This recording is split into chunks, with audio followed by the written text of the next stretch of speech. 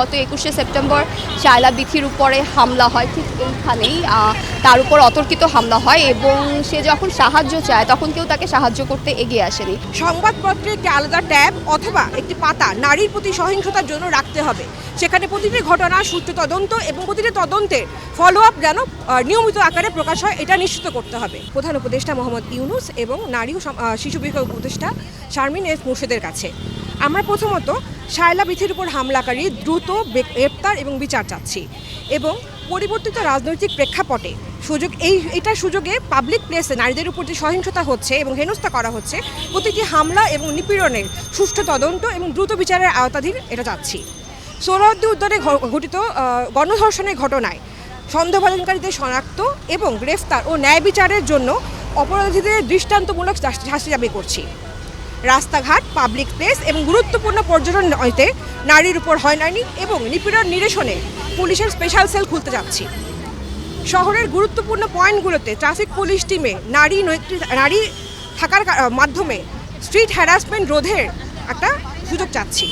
প্রতিটি জেলা, শহর, থানা এবং গ্রামের জনসাধারণ এবং জনপ্রশাসন এবং পুলিশ ফোর্সকে নারীদের প্রতি হয়রানি, নিপীড়ন ও নির্যাতনের যে কোনো ঘটনাকে জিরো টলারেন্স নিয়ে হিসেবে ঘোষণা করে দৃশ্যমান ও কার্যকর পদক্ষেপ গ্রহণ করতে হবে। সংবাদপত্রে একটি আলাদা ট্যাব অথবা একটি পাতা নারীর প্রতি সহিংসতার জন্য রাখতে হবে। সেখানে প্রতিটি ঘটনা সুষ্ঠু তদন্ত এবং প্রতিটি তদন্তের ফলো আপ যেন নিয়মিত আকারে প্রকাশ হয়, এটা নিশ্চিত করতে হবে। আমাদের দাবিগুলো এই সামান্যই, খুব সামান্য দাবি, যেটা আমরা আমাদের শারমিন এফ মুর্শেদ এবং মোহাম্মদ ইউনূসের কাছে চাচ্ছি।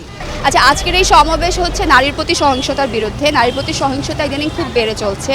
গত ২১শে সেপ্টেম্বর শায়লা বিথির উপরে হামলা হয়, ঠিক এইখানেই তার উপর অতর্কিত হামলা হয় এবং সে যখন সাহায্য চায় তখন কেউ তাকে সাহায্য করতে এগিয়ে আসেনি। শায়লা বিথি সহ এই ধরনের সহিংসতার ঘটনা বেড়ে চলছে। আপনারা যদি দেখেন তাহলে আদিবাসী নারীদের উপরে বাসে গ্যাং রেপ, তারপরে হচ্ছে শাহবাগে আপনার সাথর্ধ নারীকে ফেলে রাখা, ধর্ষণ করে, মোহাম্মদপুরের ওইদিকে একজন মেট্রো রেলের ওখানে সহিংসতা, তারপরে হচ্ছে কক্সবাজারের ঘটনা যদি ধরেন, এই ধরনের মোরাল পুলিশিং, এগুলো এই সেপ্টেম্বরের মাসের মধ্যে এতগুলো ঘটনা যেগুলো আমাদের চোখে এসেছে, এর থেকেও বাইরে যেগুলো আমাদের চোখে আসেনি সেইগুলো ইদানিং খুব বেড়ে যাচ্ছে। সো এই নারীর প্রতি সহিংসতার বিরুদ্ধে আজকে আমাদের এই অবস্থান।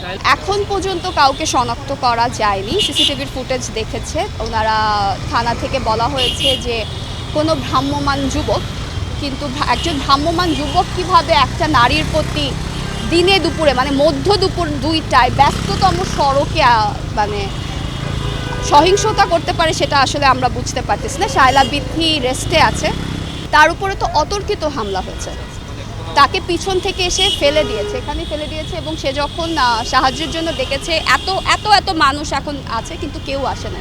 ব্যস্ততম এলাকায় তো মানুষ বেশি আসবে। আমার তো মনে হয় না দেশের এই অবস্থা, দেশেতেও নারীদের নিরাপত্তা নিয়ে আগেই প্রশ্ন ছিল, এখন সহিংসতার মাত্রা, আমি তো আপনাকে কতগুলো ঘটনার কথা বলছি, এগুলো বেড়েই চলছে। আমি আপনাকে 5টা ঘটনা বললাম, আরও ঘটনা আছে। কক্সবাজারেই 2টা ঘটনা, কক্সবাজারে নারী পর্যটনের উপরে একদিনে 2বার হামলা। কেন? ঢাকায় এখন আমরা যারা নারীরা আছি, নারী সহ সংখ্যালঘুদের উপরে হামলা কেন? গণ অভ্যুত্থান পরবর্তী সময়ে এটা বেড়েছে কেন?